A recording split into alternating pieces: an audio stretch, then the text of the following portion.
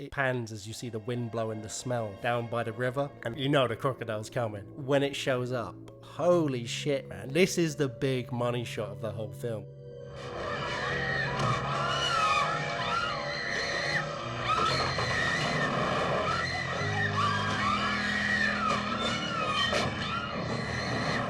Today we're doing one of the finest Jaws knockoffs ever made.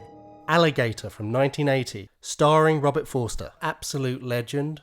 Recognise him from Jackie Brown. Also recognise him from Breaking Bad. He was the fixer in the final couple of episodes of season 5 who helps Bryan Cranston and Saul Goodman escape. So it's not actually the first time they've worked together. They worked together on this film. He's not an actor in this film. He was actually helping supervise some of the special effects. When Robert Forster died in 2019, Bryan Cranston actually tweeted about it and talked about how they first met on the set of Alligator. Talked glowingly about what a great guy he was. Never was an A-list actor, but one of those actors that Tarantino would have loved, and he kind of gave new life into his career, like the way he did with Travolta and Pam Grier and the likes. Just an amazing actor. The film was actually originally offered to Joe Dante, but he turned it down, which is a shame on one hand because would have loved to have seen what that would have been like. Probably would have been slightly more comedic movie, because watching this film the first time, I really enjoy these kind of schlocky, silly, self-aware films. 80s monster movie, brilliant. But having watched it second and third time and doing some research into the background of it, I kind of get the feeling that it was actually meant to be taken a bit more serious than I first realised. The role of director eventually went to Lewis Teague,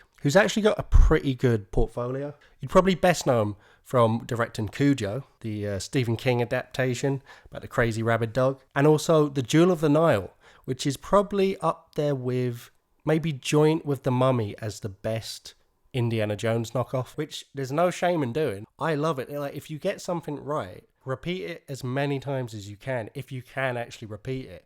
Nothing's ever been as good as Jaws, but if you could get as good as Alligator every time, I'd be delighted. More monster movies, the better for me. When I was a kid, Lake Placid was one of my favourite films. That was more what I'd imagine Joe Dante's version of this film being like, really leaning into the stupidity of it. Whereas this film strikes a fine line between it at times.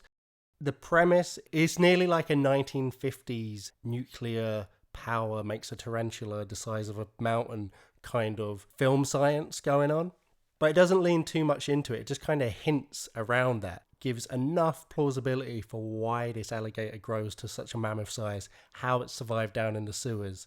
Just enough so that you can just enjoy the rest that's going to happen. But what I wasn't expecting with this film is actually has a lot of quality. The dialogue is really good. A lot of the acting's really good. Some of it's hokey here and there. Pick yourself a cute one, honey. Go ahead. They won't hurt you. They're tender little baby. But a lot of the acting's brilliant. A lot of the characters, even when they appear on screen for only a few minutes, feel pretty fleshed out, pretty authentic. Even if they're only there for a moment, they're always fairly interesting. No one's like a throwaway character. No one's just a body who's going to say this line of dialogue to move the plot along to this point. Everyone's pretty interesting and engaging. The police chief is great. He does all the classic disgruntled police chief. You didn't really expect me to work under that guy Brock, did you? It's out of my hands. He's getting shit from the mayor. He knows Detective Dave Madison is a loose cannon, but he's the only man that can get the job done. He's always telling him, okay, you're done, or handing your badge, or here's your badge back, and go find the gator. He's brilliant.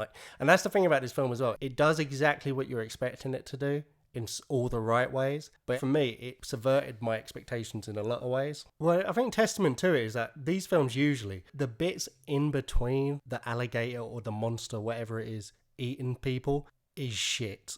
You can't just have those bits because it would be a 20-minute movie and it'd just be a montage of deaths. It wouldn't make any sense. But usually you're just like, get to the fucking point. I don't give a shit about this. I don't give a shit about this character. I don't give a fuck about his little nephew, Timmy, who's going canoeing and going to get eaten by a shark maybe and he has to rescue him. Don't give a fuck. Just show me the kills. Show me the big monster. But in this, I wanted to follow around Dave Madison just as a cop. Like, what did he do after? Give me the prequel when he's in St. Louis, where we hear about his backstory where he accidentally shot his partner. And obviously, it haunts him now. All the other officers in his precinct are wary of him for that reason. They don't want to partner with him. Or I just want to see him tackling cases.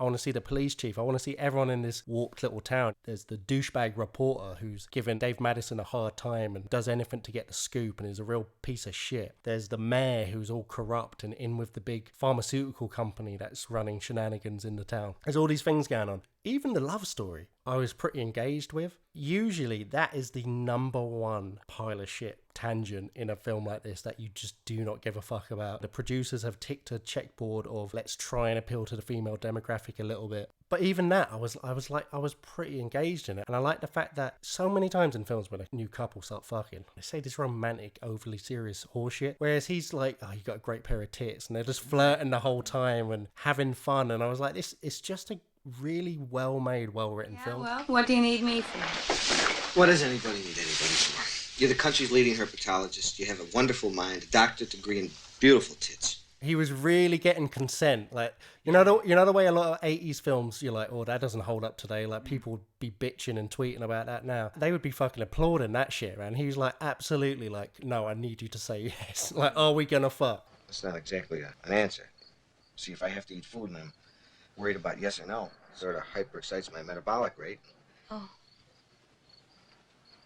And it's relatable as well, because you have that, when you start going out with someone and all of a sudden you're introduced to her crazy auntie or weird uncle who's eccentric, but you just immediately like him because you're like, look at this crackpot who's just running around and being all friendly and offering me coffee. And it's moments like that where you're like, it's a proper film. Like, the detail in it, it feels like an immersive world that you're thrown into. The film starts with Marissa as a young child, and she's with her family and they've gone to some like tourist trap in Florida somewhere. There's a Steve Irwin style guy wrestling a gator, and the gator gets onto his leg, it starts doing a death roll, ripping him to pieces. I like the way it's shot. It's that classic, like, more 70s nearly style where the camera's like zooming in and out and the sound's all going weird. Really quick editing. You can tell when it's a real alligator and when it's not, and when it's a fake leg and when it's not, but you don't care, you go with it. Marissa, we know that she's gonna grow up to be a scientist, a reptile scientist, so she's obviously fascinated, but she's kind of shocked as well at the same time. She ends up buying a little baby alligator and taking it home, and her parents are just cunts. The dad is not abusive, but he just seems like a fucking angry prick, and when she's out one day he flushes it down the toilet, and we obviously know as the audience that this is going to grow up to be the giant crocodile that will torment the city 12 years later.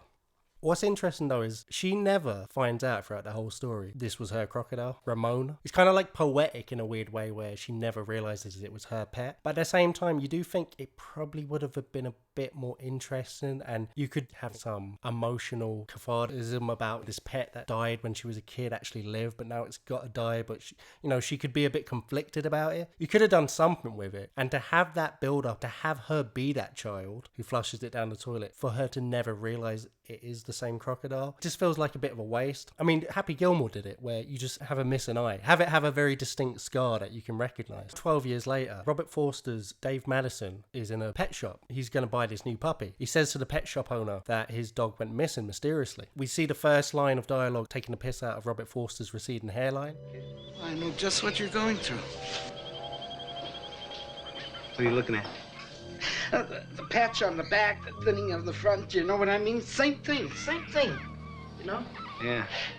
Which again, there's something about this film where even when it's a scene like here, we're just given some context for the plot to follow, it's still interesting. There's always something injected into it. And apparently Robert Forster, one of the scenes later where he mentioned his receding hairline, it was apparently improvised. And after that, the writer went and wrote it into several more scenes throughout the film, and it becomes a running gag. And at one point, I think one of his fellow officers starts giving him really in-depth fashion tips on like how he could maybe make the most of it or comb it over or do all this. It's just funny, but you immediately get a weird vibe from this pet shop owner, and we see in the next couple of sequences why. He basically is going around stealing dogs from people. The reason is he's selling them to the local pharmaceutical company who are doing illegal experiments on them. He is a cunt as well, because you see him doing it. You see this couple are like walking their dog, and it's like a cute little Labrador. He calls it over with some food and throws it in the back of his truck. He then drives over to the pharmaceutical company, and you see all these dogs that are about to get experimented on, and then they just hand him a massive bag of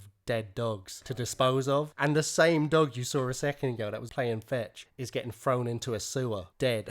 You're just like, you cunt, man. And you see, he's going into the sewer and he throws one in, but it doesn't quite reach. So he has to climb down and to throw it actually into the water. And we get the first crocodile kill not soon after. Kind of like Jaws again, famously Bruce, animatronic shark would never work. The big animatronic alligator was constantly breaking down, constantly not working. So once again, there was a lot of getting creative by the director and the cinematographer, shooting around it, suggesting it, getting a lot of POV shots rather than really showing the crocodile front on. And that's good because right now, as much as you want to see the crocodile, it just, you're not meant to see too much of the crocodile yet. That just doesn't make sense in these sort of films. That's revealed later. I respect when they do that, but I hate when they go too far. When you only get one proper scene of seeing the monster, and it's usually right at the end. In this film, after halfway, you fucking see the crocodile a lot.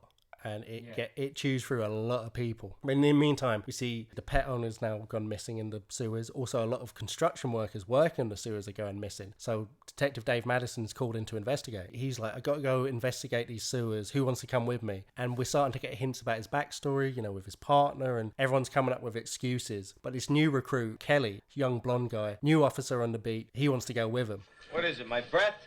Shoot fingers or something. I need somebody. I'll go.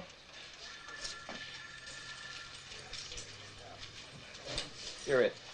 And he's kind of not sure, but he's like, all right, no one else will come with me, so fuck it, you're in. And just before they leave, crazy homeless man, he comes in and confesses. He starts claiming he's got a bomb strapped to him. They end up having to take down the homeless man with his fake bomb that turns out to be a radio. But they do it together, and there's kind of like an instant chemistry and an instant trust between them. They head to the sewers and they're chatting, and they actually had a good chemistry with each other. And I immediately was like, okay, sweet. It's going to have a buddy cop film element to it, them bonding over the case and finding the alligator. And this is what I mean when this film was quite good at subverting my expectations at times, because Kelly gets killed pretty much straight away by the alligator. Kelly's eaten right in front of Dave Madison's eyes, and it's obviously his worst nightmare because it's happened again. Another partner he's lost. He feels responsible. He wakes up delirious in the hospital and he's like screaming about alligators. No one believes him. The police chief wants him to take some time off and speak to a therapist. The evil reporter guy, douchebag's hanging about, asking cunty questions. There's a press conference. They're not revealing that he's seen a crocodile. But he obviously doesn't like the press because he got a real beating from the press about accidentally shooting his partner back in St. Louis. And the douchebag reporter asks him,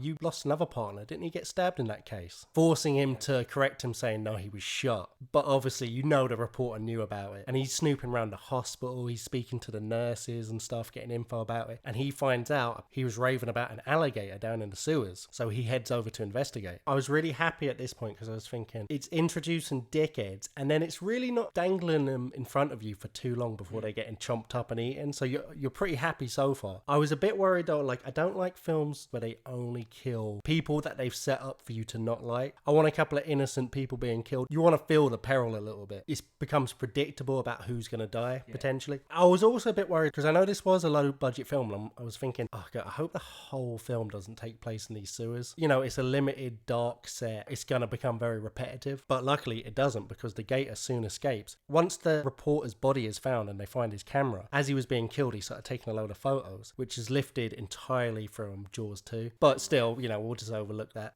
This basically confirms Dave Madison's story and vindicates him. And it also becomes a media circus. Press from out of the city start coming into town, and everyone's got alligator fever. People are either freaking out or trying to make money off it, or just, the whole thing goes a bit crazy. A big game hunter is brought in to try and tackle it. It's nearly like every 20 minutes, a new douchebag shows up. This is when you really start seeing the crocodile. So the crocodile bursts out of the sewers. Completely stupid, like the way as if it would be able to just smash through concrete out onto the pavement. There's a couple of kids like playing stickball on the street. They all start freaking out, running different directions. At this point, it goes in between where you're seeing the animatronic on a set and a life-size alligator on a miniature set, and it is really obvious when it's one or the other. But I really didn't mind it when there was extended bits where it was only like a living, breathing alligator on a miniature street. Some of the shots were really effective. There's one shot where it's overhead, looking down on it as it's walking through the street. And I nearly had to question, like, was that claymation or really good early CGI? And then I thought, nah, 1980, it can't be CGI. So I don't know if they did some sort of effect on top of the actual alligator, or it just looked like that, because there was something about its motion that was a bit off. But really effective, some of the shots. Like, I really liked it. I really enjoyed it. To be honest, the film had nearly been too grounded up until this point for me. I was like, where's my ridiculous gator stuff? And when it bursts out of the fucking, like, bursts out of the pavement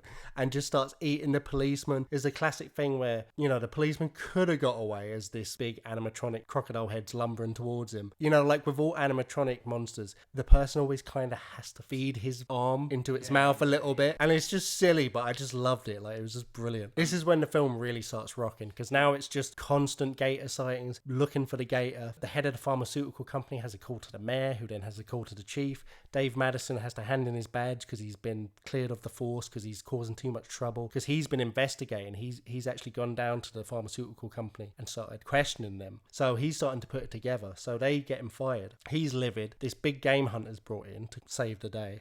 He's also a bit racist, and you see him at one point recruiting a couple of local black kids and subtly hinting kind of just racist things towards him. Also, it's like, why is he recruiting local teenagers to help him? But it doesn't work, because he ends up heading down an alley. He uses a bit of macho reverse psychology to get one of them to come with him. And he's going through all these bins, and the alligator bursts out of all the rubbish bins. Black kid comes around the corner and just sees him in the animatronic's jaws. And this is the first time you proper see a full shot of the animatronic with someone in its jaws, and it is just chomping down on him. He was a fun enough character that I wanted him to survive longer to the end, and I expected him to survive longer. He's also a bit of a creep. When he first meets Marissa, and she's trying to give him scientist input, and he's just immediately like, fucking look at this sexy bitch. Starts trying it on with her. He's talking to an ABC reporter at one point, and he starts doing some weird flirting with her, who incidentally, that was the actress who played Lolita in the original Lolita film. Yeah. And this was her last role. He was a fun character, so I was kind of disappointed that he got killed this early. But again, at this point, I'm enjoying the amount of kills that aren't expected. You know, there's one point where these kids are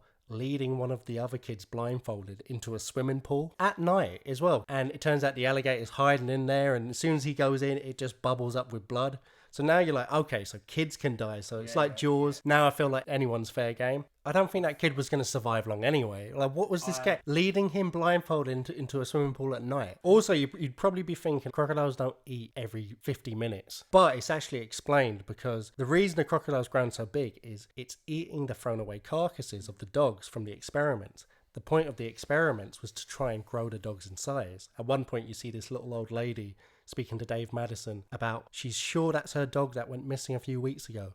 It's got the same little birthmark on its shoulder, but it's 5 times the size. So that's the first inkling he has, like something weird is going on with these dogs. The crocodile's then feeding on these dogs, getting the same drugs pumped into it and growing in size. But one of the scientists at one point mentions that it also increases the metabolism, so it makes him have this uncontrollable appetite. So the crocodile has to keep feeding. You gotta let us in.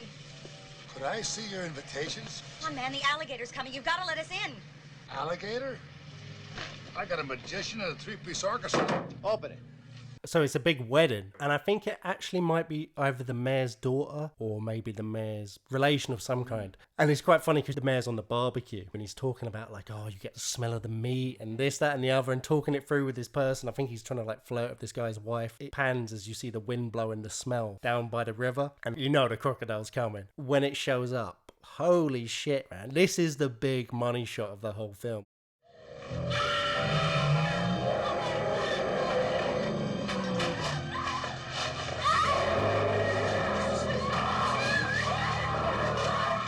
If you've heard of this film or maybe only seen a scene on YouTube, this is probably the scene, because it goes fucking crazy. It runs into this party and just starts mincing through people. If you had a camera only following the crocodile and you never left it, it wouldn't make any sense, because it essentially becomes like a montage, but in real time, where it will show the crocodile chomping on a maid, and then it will cut to people running away and knocking over tables. Then it cuts back and the crocodile's swallowing a guy's arm. It's like, where'd the maid go? But it doesn't matter, because it's cut to someone else running, and then a tail hits a guy, sends him flying through the air. He knocks into an old woman and knocks her over. People fall into the swimming pool. You cut back, the crocodile's got 3 more people in its mouth, and it's like halfway across the garden. And it doesn't make any sense, but it's all cut together so quick just to create this sense of an absolute rampage and panic amongst the crowd. People are getting trampled. It must kill like 12 people in this 1 minute long sequence, and it is fucking brilliant. It's got to be, by this point, once he's gone through the party, about 5-1 of innocent to dickhead victims. So there's no sense of, the gators targeting the cunts. It's just plowing through people, and some of them happen to be guys you want to die. And it is brilliant. Like, there's a lot of set pieces in this film. Like, you're not disappointed. Once you get out of the sewers after the first 20-30 minutes, they're all very distinct and different from each other. But now we're back into the sewers for the final sequence. So Dave Madison and Marissa follow the gator down into the sewers, and he's got a real bomb this time. By this point, it's kind of, I'm like, okay, I know what's going to happen.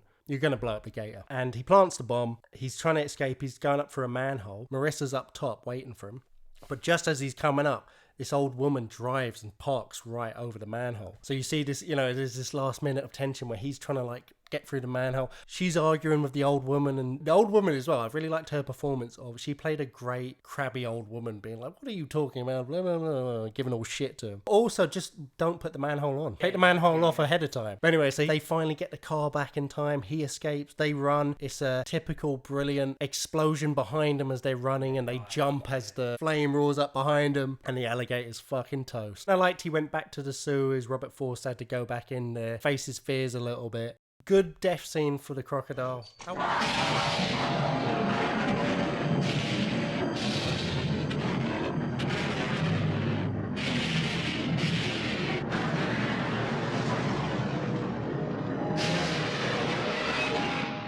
See, I had a theory where maybe I'd try and get him into some sort of swimming pool. Because obviously, he went into a swimming pool at one point, so seemingly likes doing that. Some sort of small body of water like that. And then have a bunch of dump trucks or construction trucks with tippers ready to pour cement, or just some sort of tons of weight just to hold him down there. And so eventually he'll suffocate. Then again, he burst through up from a sewers into a street, which means he probably made it through about 20 feet of concrete and metal, so that probably wouldn't hold him. This immediately takes its place above Lake Placid as my favourite crocodile/alligator monster movie. Just fucking brilliant. Delivered everything I thought it was going to deliver or would be expecting from this kind of film, but also had the kind of quality I wasn't expecting. In terms of other monster movies, it's probably most reminiscent of Jaws in that way. I can't remember another monster movie other than Jaws where I genuinely just loved it as a film. The scenes outside of the shark attacks were nearly better than all the shark stuff. And in this film, I'd happily watch a film about these characters in this universe, in this style, by this director and writer, that had nothing to do with the alligator, nothing to do with the monster movies. Genuinely a really well-made, interesting, distinct film. I'd say probably the second best monster film I've ever seen. So that's an easy recommendation for Alligator.